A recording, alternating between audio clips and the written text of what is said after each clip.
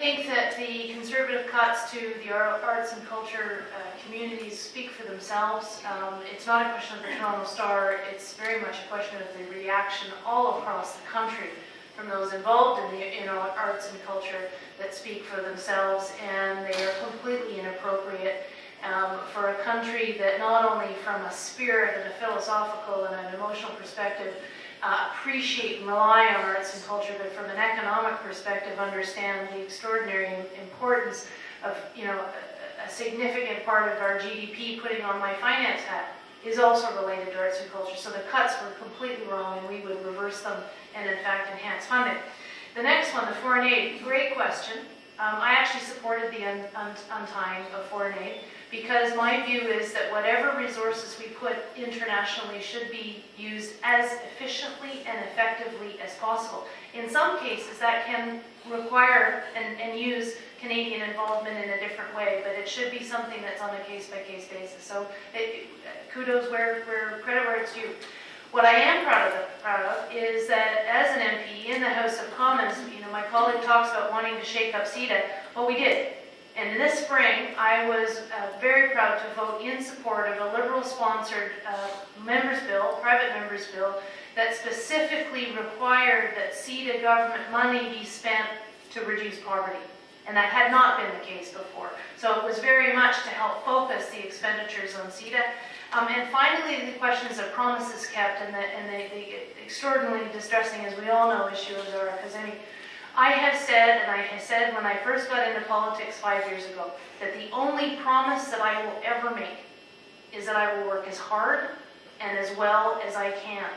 And I will not sit here and make promises about we can do in any particular instance, in any particular challenge that we're facing. All I can do is to continue, for me personally, to say I will only promise that I will work as hard and as well as I can, even in the most complex of situations. That's what we should be asking of all of our politicians. Thank you very much. We're running out of time. I think we should move to closing remarks. Please keep them to below 1 minute, beginning with Mr. Cole and coming down over to Mr. Kent. Go ahead, Mr. Cole. Thanks very much, and I've really enjoyed this afternoon, and thanks for the great questions that you posed. Just quickly, a couple of things. There's an interview on ICC TV at 8 o'clock tonight with myself, actually, and there's at 7 o'clock tonight, there's the all candidates debate with Peter and I and the other Thornhill candidates on Rogers TV, Channel 63, if anyone hasn't gotten enough politics today. I just want to say, when you cast your vote on Tuesday, I think if you look at the Green Party platform and you look at what we're talking about, what we're proposing, you'll find it makes a lot of sense. We're not left-wing, we're not right-wing, as Elizabeth May likes to say, we're forward. And we're working for all Canadians to improve life in Canada for everyone. And it's really the underlying, for me, the feeling originally why I got involved is that feeling that we can do things better in Canada than we are currently. We live in a great country, we have great potential, yet I feel we could be doing better for everyone. So finally, when you cast your vote, it's a vote that you can feel good about is my feeling. Thanks very much. Thank you very much. Mr. Leon.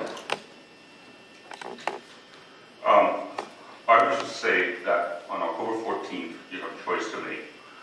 The crisis that is facing us right now is one of economy. What the Conservative government presents to you is a even and steady approach to solving the economy.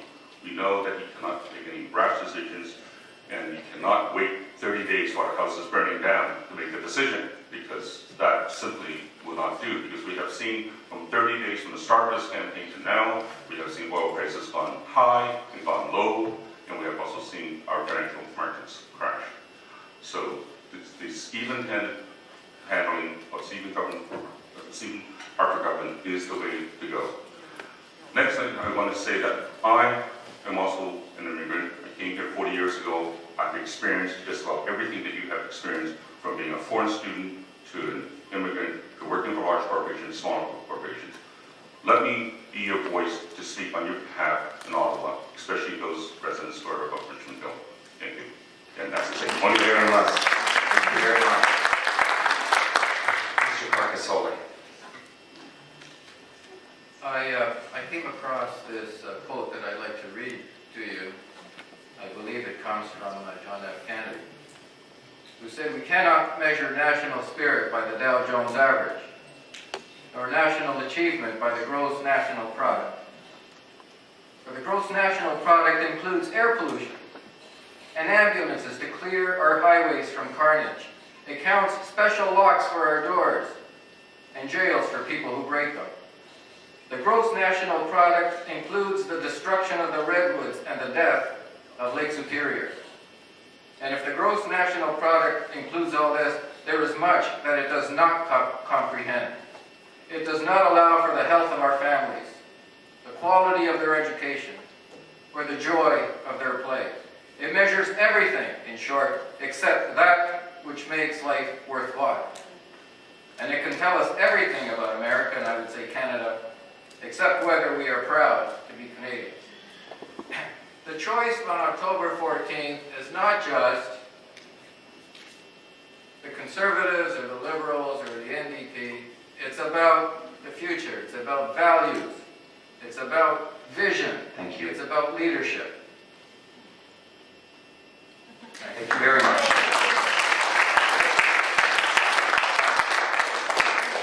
Go ahead, please. So I was just telling you that was a terrific quote, by the way. One thing we haven't talked about, and so I'm shifting my closing remarks because it's something I specifically want to address. We have not talked about Canada's role internationally and what is happening with respect to Iran. And one of my proudest moments as a Canadian was when, a number of years ago, the Liberal government said no to joining the United States in the invasion of Iraq. That was an extremely important decision to make, and one I'm very, very proud of. And I am very worried, as I know many of you are, with the sounds coming from the United States about potential military action against Iran. This is not the Canadian way. We are not just peacekeepers. There's a plaque up here to war dead from both World Wars, but one of my uncles is on that list from having been shot down in World War II. When Canada is called upon to take action internationally, we will do so, but only when it is right and just. We will not participate when we do not have the evidence and the certainty that it is. And so I just want to reiterate that the kind of government that you are looking for is not the one that would have invaded Iraq, but one that looks at negotiation and firm and respectful decisions that we need to make on the international stage as well. Thank you very much.